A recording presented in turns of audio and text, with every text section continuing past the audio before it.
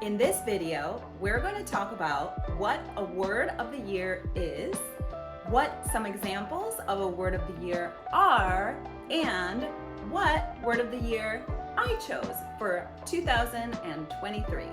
Keep watching. Jesse Trip. I can't tell if you're joking. Hello, beautiful people. Welcome back to my channel, Jessie Trip. So we're talking about the word of the year this year. We're going to find out what word I chose for myself for 2023 and some examples of what the word of the year could be for you. So what is the word of the year? And how long has this been going on? Because you might have just found out about it this year. So the word of the year tradition started in 1971 in Germany, and it's been growing in popularity ever since. Even the Oxford Dictionary and the Miriam-Webster Dictionary have a word of the year every year, and I'll tell you what those are. In my last video, we talked about mindset shifts and how much control you really have over your life and your daily experience and how much joy you can feel and how you show up for yourself and others. And in that video, I told you that we were gonna make a video where I told you my word of the year. So here we are. So your word of the year is a way to focus what you're going to learn that year or implement or even manifest into your life. So for example, my word of the year last year was growth and change.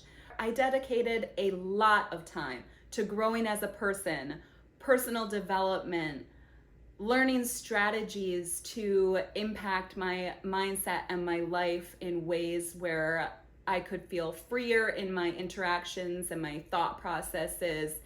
And growth was a huge word, and I didn't even realize at the time that it was my word of the year. I just looked back in my journal and I saw around the new year, I had set an intention of what I wanted that year to hold for me.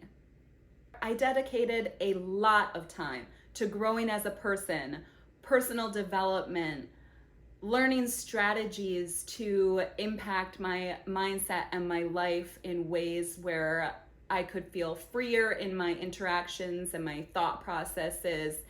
And growth was a huge word, and I didn't even realize at the time that it was my word of the year. I just looked back in my journal and I saw around the new year, I had set an intention of what I wanted that year to hold for me. And there's something powerful about starting the new year with an intention for yourself that is empowering and really impactful in your daily life.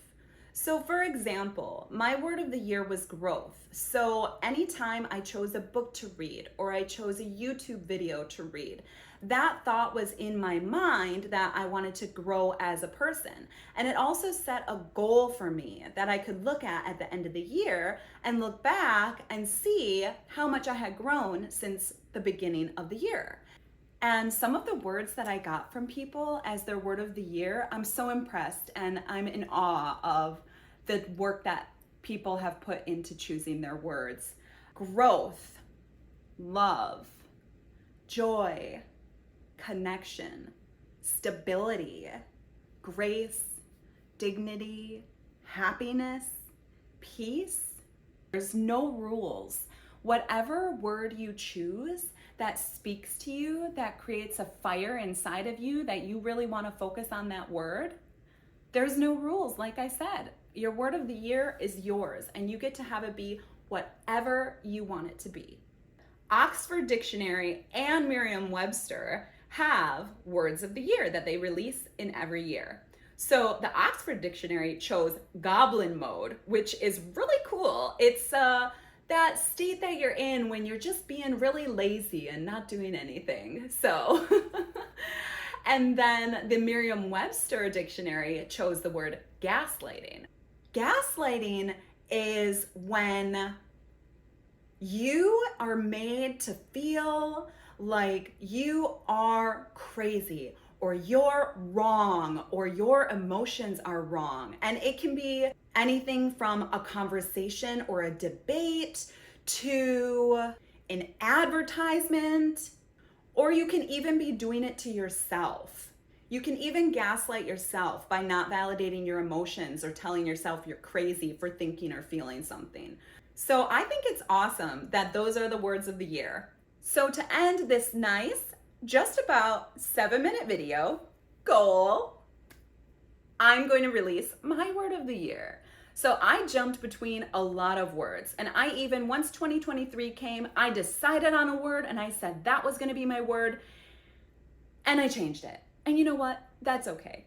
If I was to set a rule, I would say you have all of January to choose your word of the year. I chose intention. Why? Because when I put intention into something, the whole something changes. It has more meaning. It has more purpose. It has more soul. It is more fun. Think of what your word of the year could be for last year. And then sit and think, what do you want this year to have? It can even be a color, red, and then you're choosing red things throughout the whole year.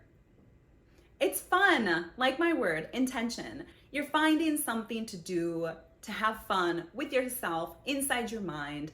And I found that it's a really cool topic to talk about with others, to see where their motivation is, to see what their goals are, to connect on a mental and emotional level and support each other. So there's my video on word of the year. And please let me know what your word of the year is. I'm loving them and I want to keep hearing more. I'm so glad you joined me for these 7 minutes of positive talk, intentional living, creative ways to feel empowered and uplifted in your daily life.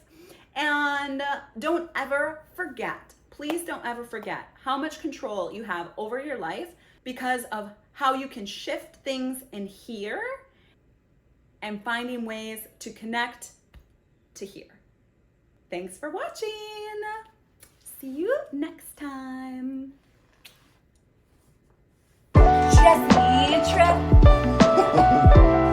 I can't tell if you're